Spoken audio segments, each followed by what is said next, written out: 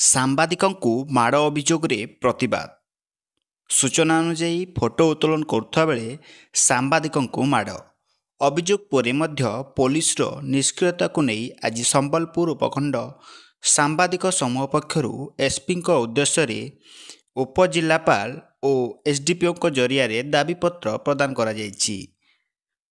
ଆଗାମୀ 24 ଘଣ୍ଟା ମଧ୍ୟରେ ଅଭିଯୁକ୍ତଙ୍କୁ ଗିରଫ କରାନଗଲେ ଜିଲ୍ଲାରେ ଆନ୍ଦୋଳନକୁ ତୀବ୍ରତର କରାଯିବ ନେଇ ଓଡ଼ିଶା ସାମ୍ବାଦିକ ୟୁନିୟନ ସମ୍ବଲପୁର ଜିଲ୍ଲା ଶାଖା ପକ୍ଷରୁ ଚେତାବନୀ ଦିଆଯାଇଛି।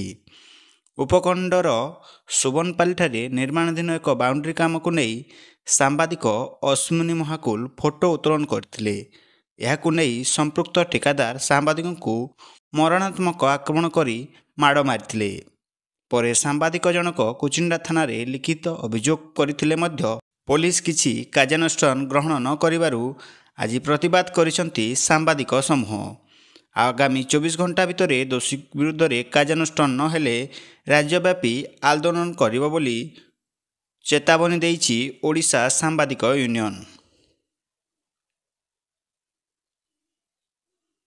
କୁଚିଣ୍ଡାରୁ ହେମନ୍ତ ଭଇଁସାଙ୍କ ରିପୋର୍ଟ, ସନ୍ଧାନ ନ୍ୟୁଜ୍।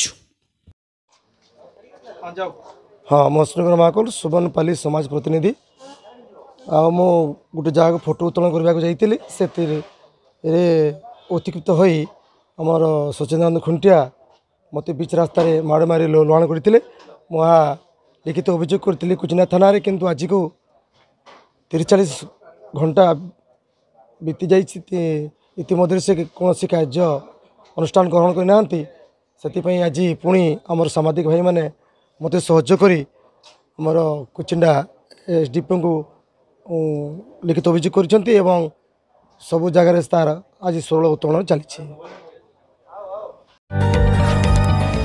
जदि आपंक आम भिडी भल लगा तेब आम चैनल को लाइक, शेयर और सब्सक्राइब करने को जमा भी भूलु।